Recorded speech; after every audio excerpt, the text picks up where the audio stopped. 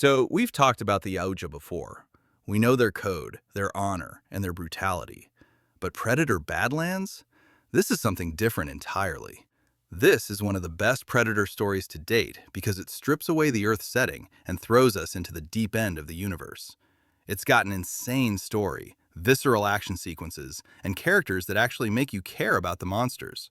It's a survival horror story where the predator becomes the prey, set on a world that actively hates biological life. If you haven't seen it, you need to. But if you're ready to see how a runt becomes a legend, let's jump into it. Spoilers ahead, let's take a look. The story opens on Yautja Prime, and right off the bat, the aesthetic is just incredible. We see a speeder tearing across this desolate, scorched wasteland. It's not the jungle, it's a graveyard of civilizations. A young warrior steps off his bike, and you can tell by his body language that he's on a mission. He spots this massive, monolithic cliff face and deploys a zipline. One anchor smashes into the ground, the other bites into the rock face, and he ascends. This is high-tech flight. The tech in this movie is just so cool. When he reaches the top, he's staring into the mouth of a massive cave. This isn't just a cave, guys. The way the lighting hits it, you know this is a proving ground. He's found exactly what he's looking for. As this warrior steps into the darkness, a cloaked figure decloaks right in front of him. No words, just blades. They immediately clash, and the choreography here is brutal. Sparks are flying, plasma blades are locking, and they are moving with this feral ferocity. But here's the thing. Our main guy, the young warrior, he gets overwhelmed. He gets pinned and knocked clean off the ledge into the abyss. But he doesn't fall. He catches the cliffside, muscles straining, and hauls himself back up. That's when the revelation hits. This wasn't an assassination attempt. It was a spar, a trial of combat. The young warrior is named Dek, and the guy who just kicked his ass? That's his brother, Quay. So, we cut back to Quay's ship, and the dynamic here is fascinating. We learn that Dek is essentially the runt of the litter. He's the weakest of his clan, and their father happens to be the clan leader. That is a bad spot to be in. To prove he shouldn't be culled, Quay tells him he needs a hunt. They start scrolling through planetary databases, looking for targets. But Dek? He ignores the easy wins. He stops on a holographic readout of a creature called the Kalisk. Now Quay is terrified. Even their father, the leader, fears this thing because it's effectively immortal. But Dek locks it in. He knows that for the weakest member to survive the politics of Yautja Prime, he has to kill the hardest target in the galaxy.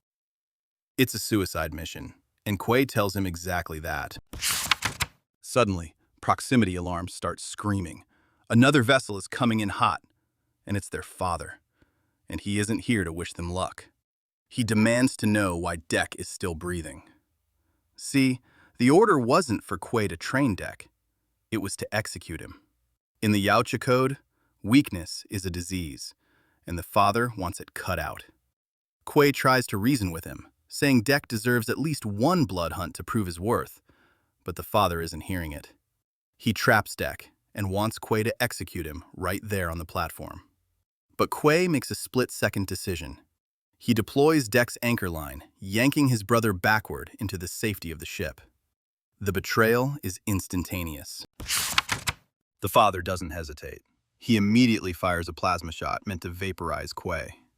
But Quay is an elite warrior. He parries the blast, but he's outmatched. They clash swords, but the father activates his cloak, disappearing in the middle of combat. You see the difference in experience here. Quay is fighting a ghost. He defends himself as best he can, but eventually, the father gets the upper hand and slices Quay's arm clean off. It is brutal. Crawling toward his severed limb, Quay uses his last ounce of strength to slam the launch protocol. The ship rockets away toward the planet Genna, the home of the Kalisk.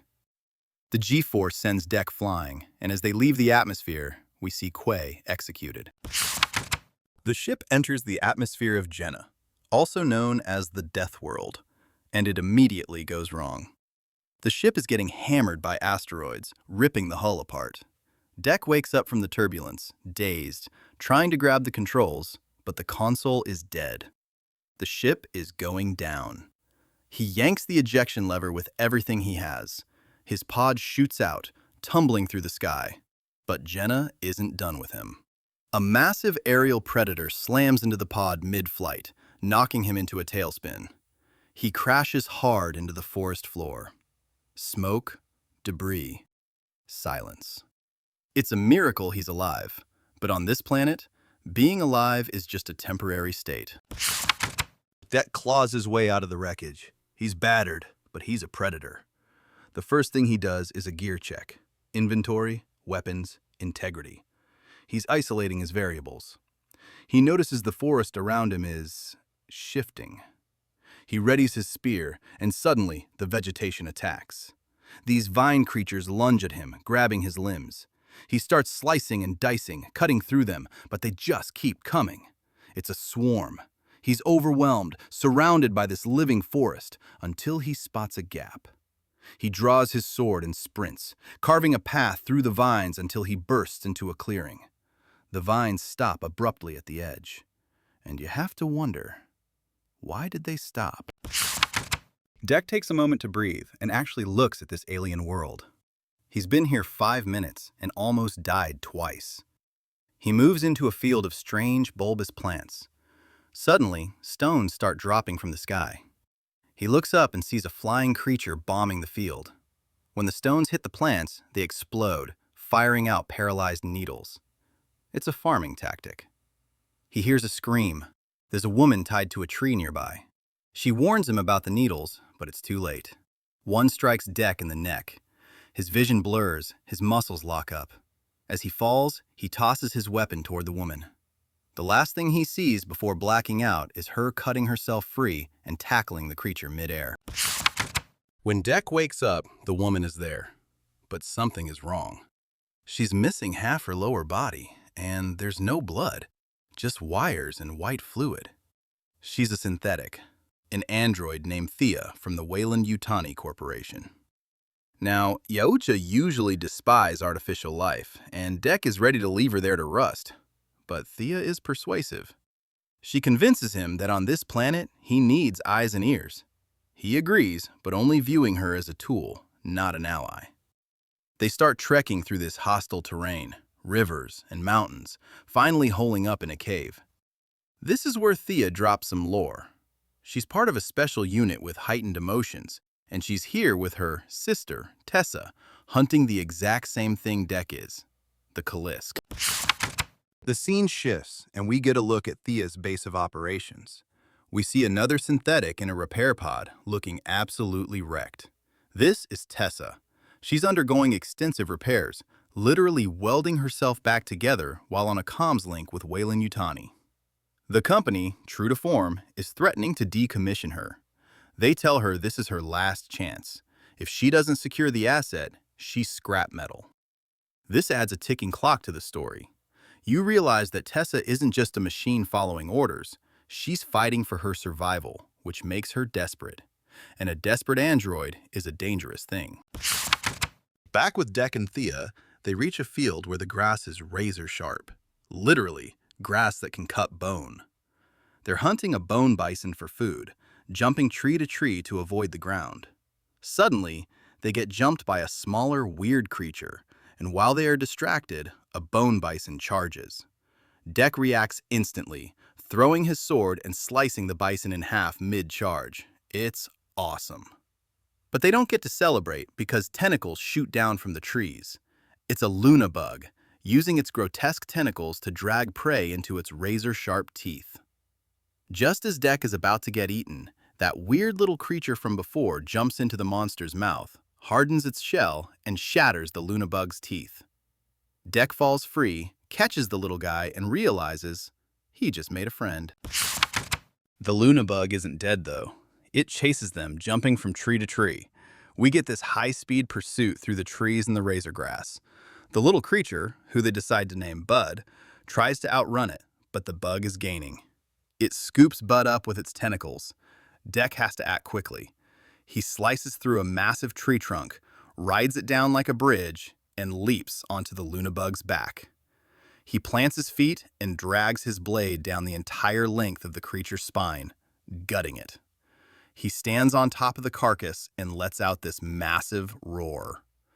This is the moment Dek stops being the runt and starts being the hunter. Meanwhile, Tessa and her kill squad of synthetics arrive at Dek's initial crash site. They are sweeping the area, checking the escape pod. Suddenly, the same vine creatures that attacked Dek in the beginning swarm them. But this goes differently. Tessa doesn't struggle. She and her squad move with robotic precision. No wasted movement. They deploy flamethrowers and just scorch the earth. They burn the vines, the trees, everything. It's a stark contrast to Dek, who fought with the environment. Tessa is here to conquer the environment. It shows just how ruthless Weyland-Yutani programming really is. Night falls. Dek, Thea, and Bud are around a campfire. Dek offers Thea some of the bison meat, but she refuses. She's a synth. She doesn't eat. But she points out that Bud is starving. Dek tosses the meat to Bud, and Bud spits at him. Dek thinks it's aggression, but Thea explains it's a marking ritual. Bud is claiming Dek as family. It's this surprisingly wholesome moment. Dek opens up, telling Thea about his father killing his brother. For the first time, he's vulnerable. As they go to sleep, Dek notices Bud mimicking his movements, cleaning his gear just like Dek does. It's the formation of a new, weird little tribe. Tessa is relentless. Her squad has been tracking Dek's signature for hours. They finally locate the main wreckage of Dek's ship. She walks in like she owns the place. She bypasses the security and opens a secret armory compartment. She pulls out a specific device, a grenade. But not just any grenade. She accidentally activates a small vent on it, and it instantly freezes the air around her hand. Frost creeps up her synthetic skin. She pockets it. This is a massive plot point, guys. She didn't come for the ship. She came for that weapon. The question is, why does she need a cryo-weapon for a biological hunt? Morning comes. Bud is still asleep, and Dek makes a hard call. He signals Thea, and they leave Bud behind. Thea is furious. She argues that Bud saved their lives, but Dek is focused on the mission. They stop at a waterfall, and Thea drops the alpha wolf theory on him. She says Dek thinks the alpha is the one who kills the most, but in reality, the alpha is the one who protects the pack best. That hits Dek hard. It challenges his entire Yautja upbringing. They reconcile, but the seed is planted. Dek is starting to realize that strength isn't just about aggression, it's about loyalty. They reach Thea's compound, and it is a graveyard.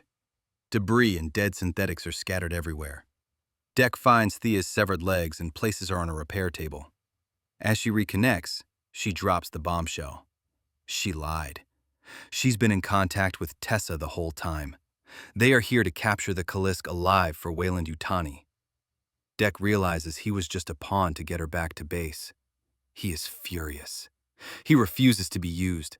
He grabs his gear and storms out, swearing he'll kill the beast himself. To make sure she can't stop him, he triggers a massive explosion outside the compound.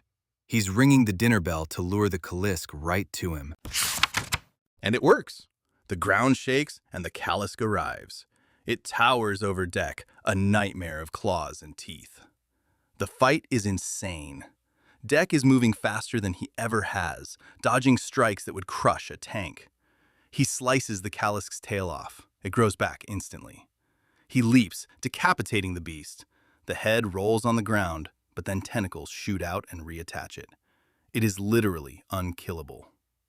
Dek gets pinned. The monster is about to end him, when suddenly a grenade clatters onto the ground next to them. It's the cryo grenade from his ship.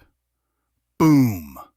A wave of absolute zero washes over them, freezing both Dek and the Kalisk solid in seconds. Dek wakes up strapped to a table in a moving transport vehicle. He's thawed out, but he's a prisoner. Tessa is there, and she has reactivated Thea. Tessa starts torturing Dek, drilling into him for information on Yautja tech. Thea pleads with her sister, saying, Just take the gear. Let him go. But Tessa is cold. She tells Thea that her empathy is a glitch, a weakness that got her squad killed. Tessa orders a guard to extract the weapon codes and then scrap Thea. But they underestimate Dek. He tricks the guard into activating a weapon, blowing the guard away. Thea, realizing her sister is too far gone, helps Dek break his restraints, and he leaps out of the moving vehicle into the wasteland. Dek is alone again. No armor, no fancy plasma casters. He limps back to his crashed ship. He heals his wounds and starts crafting. He takes the razor grass, the exploding plant bulbs, the Kalisk fangs, the acid-spitting snakes. He builds a suit of armor out of bone bison hide. He returns to the compound and finds Bud waiting for him. He spits on Bud, returning the gesture. They are family now. Then he finds Thea's legs. He activates them remotely and they start walking on their own toward Thea's location. It's time for the counterattack. Dek arrives at the main Weyland-Yutani base. A massive extraction ship is sitting in the center. He sneaks in, clad in bone and leather, looking like a prehistoric demon. Thea is powered down in a crate. His acid snake companion spits on one of the patrolling synthetics, melting a hole through the chest. Then, all hell breaks loose. Dek is tearing through the synthetic guards using his primitive weapons. Bud is ripping wires out of androids. And in the background, Thea's legs come marching in, kicking guards out of the way until they reattach to her torso. She powers up, sees Dek came back for her, and realizes he finally understands the alpha wolf theory. He is protecting the pack. Tessa realizes the perimeter is breached. She rallies her entire army of synthetics and marches them into the courtyard. They see Dek kneeling in the center, head down, seemingly surrendering. They think they won, but they don't know who they're dealing with. As the army surrounds him, Dek's lizard friend spits a glob of acid onto a pile of those exploding bugs he planted earlier. The chain reaction is catastrophic. The courtyard erupts. One by one, the synthetics are blown to pieces. Dek stays kneeling, calm as the storm, as the fire washes over him. It is the ultimate cool guys don't look at explosions moment. Out of the fire comes Tessa, piloting a massive war mech. She locks onto Dek with his own stolen plasma cannon. She fires, but Dek's snake companion leaps in the way, taking the blast. The shockwave sends Dek flying, and the snake is gone. Dek goes berserk, dodging the mech's attacks. Meanwhile, Thea infiltrates Tessa's ship, impersonating her sister to bypass the retina scan. She releases the cryocontainment on the Kalisk. The monster thaws out, and it is pissed. It charges Tessa's mech. We get a kaiju battle, Kalisk versus Mechanic. The Kalisk rips the machine in half. Tessa tries to fire one last shot, but the Kalisk swallows her whole.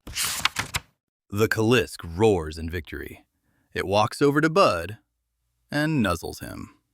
It's Bud's mother. She looks at Dek, not as food, but as the one who saved her child. She welcomes him into the fold. It's a beautiful moment.